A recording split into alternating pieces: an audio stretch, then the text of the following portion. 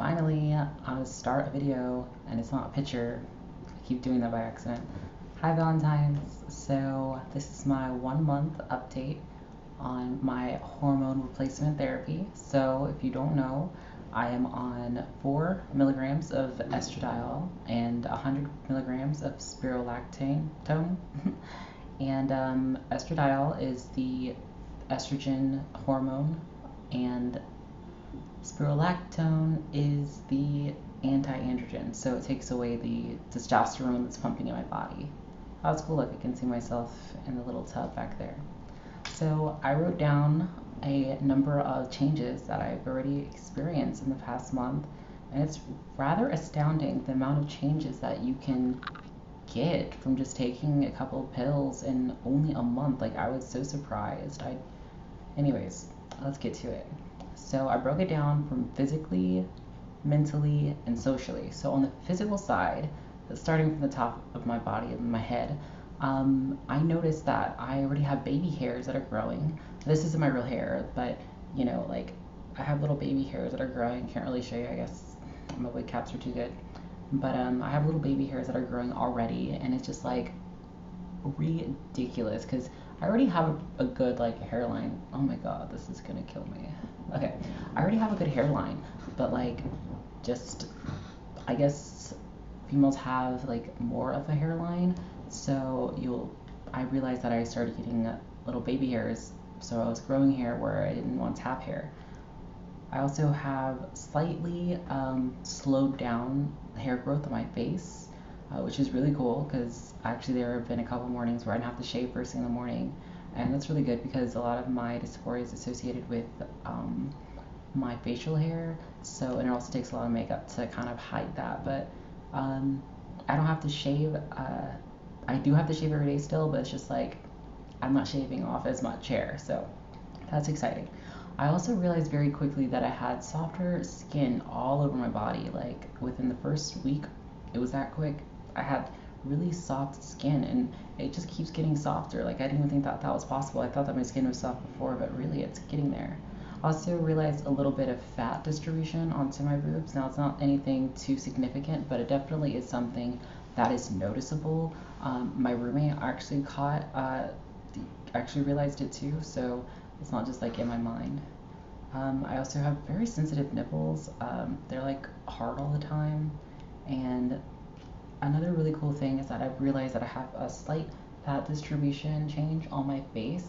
And basically, like, up here on the cheek parts, I have more fat there. And it seems like I got some like fat on the sides here too. So I'm gonna do all this so you can see my face really closely. So hopefully in future videos you can be like, oh my god, bitch, you look so different. Yeah, okay.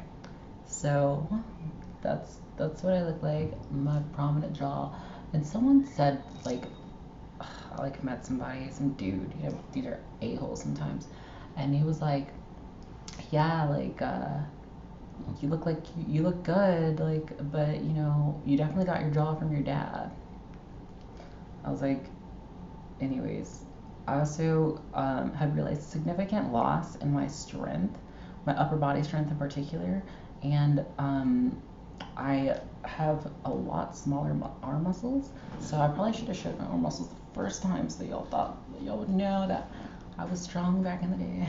But I already lost a lot of arm muscles, so like my arms look a lot more feminine than ever before, and it's really helpful because, like, big buff arms are pretty clockable there, and I just don't, especially not early in my transition, I'm a little bit self-conscious about that, and really most people don't want to get clocked all the time, so my arms were just like another one of those gender markers that I just wanted to kind of get away from.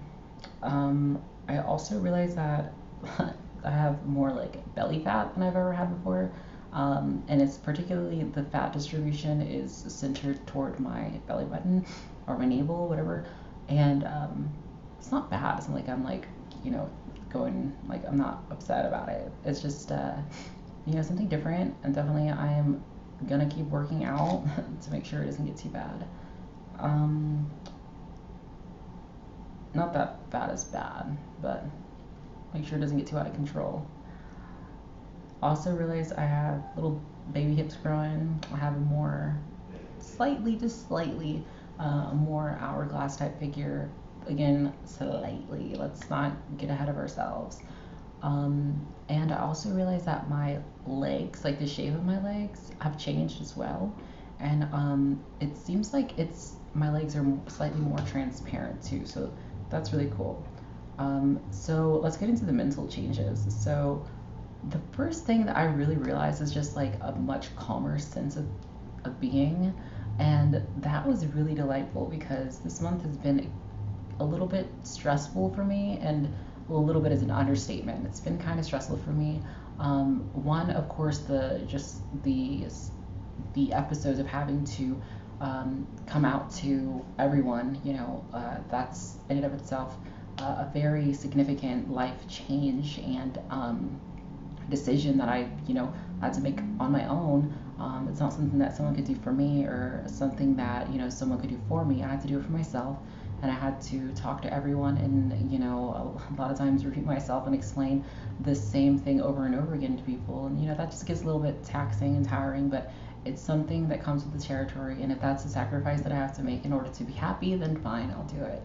Um, so I've also realized, like I said, the calmer sentiment though, like overall, that's just been very helpful. I feel like I'm more forgiving, I'm more empathetic, I'm more understanding, and even a little bit more patient. Like I'll find myself in traffic, and um, traffic gets pretty bad here, and I'm not even too bothered by it. Like I am because it's traffic, but at the same time, just like whatever. Like, uh, I think, maybe it's because I am, finally being my authentic self, and, I'm excited about what's to come. I'm finally happy about the future, and I figured out, like the source of a lot of my issues in my life, without even, being aware of just like in how many ways being trans can affect your life if you're not accepting yourself and embracing that part of you, because it's not like it's something that you can just like, shove away. And we'll have a whole discussion about that another day. But I have had, I have experienced a much more calmer sentiment. I also, on the mental side, I just have a sense of contentment overall, just generally content, um, and a clarity of mind as well. I just feel like I can really just think more clearly than I used to, which is really weird. I used to think that I thought pretty clearly and that I was rather articulate and et cetera, et cetera. And I just feel like things just are more clear to me, more apparent to me. Um, and my intuition has gotten pretty good. I'm excited. I'm gonna get my. I'm so happy. Y'all have no clue. I'm going to the pawn shop today. I have to pawn my PlayStation 4, which meant that I have not been able to play Call of Duty since I started hormones. And like that was really gonna kill me because I was like, how am I gonna survive without the one thing that makes me happy, and that's Call of Duty. Indisputably makes me happy all the time. So anyway, um, my name on there is Valentina, by the way. So y'all can, I'll accept everyone. Um, Unless you're mean. Okay, so diminished and non-existent sex drive is the other thing I have on this list because that's true. I almost forgot about that because I haven't been thinking about that. Yeah, like there's like no, I don't care for sex. I don't think about it. Like the only time I do is when I force myself to, and it's kind of annoying because it kind of conflicts with my job, but at the same time, it's like, I love it. Like because I don't have to think about it anymore. It's like I thought that it would be bad losing my sex drive because I always knew that that was like a thing, and my doctor told me about it and everything. But like, whatever, you can't lose what you can't miss what you don't like. You know what I'm saying? You can't be upset over something you don't even miss. That's what I'm getting to. Anyway, those are the mental sides of things. Most of the stuff I think are mental, but there's still a lot of physical things too. So I was just really surprised by that because I guess the first month is just like a whole lot of surprises. I think like the first like 3 months, from what I read, are like where a lot of the big changes come in because it's going from nothing to something, and that's just already day and night. So that was the physical and the mental side, and now lastly on the social side. So this is kind of interesting. and a little bit more abstract. So first and foremost, I feel more comfortable going out in the daytime presenting myself as female, and I think that that's because whenever I do so, I don't feel like I'm like, in drag, because I used to do drag, and like I associated like, dressing up with like drag, and that was part of my whole like rejection stage, where I was the denial stage, where I was just rejecting the fact that I'm trans, and I wasn't conscious of this, obviously. Um, it took a while for that to come to my consciousness, but I don't feel like I'm like, in drag. I don't feel like I'm like a boy dressed up as a girl. I feel like a young lady, and I think that helps with, it helps with passing. It helps with just people like accepting you, because people can sense that. They can sense your anxiety. I don't want to trivialize that term. They can sense your uneasiness towards yourself, and they're gonna feel that way. Like, it's like whenever you hear or watch a speaker who looks really uncomfortable, you start to feel a little uneasy with them. But if it's like a really good speaker, and like, they have jokes and stuff like that or whatever, you're like, yeah, I like this, like I feel comfortable because they feel comfortable. So yeah, I think that that's a big part, is to really come to terms with yourself and to love yourself and to embrace yourself. But really, ultimately, you have to really know yourself in the first place to be able to do those things. And I've really gotten to know myself, and I feel like I'm being myself whenever I go out, and I'm presenting myself as a female, because that's how I identify.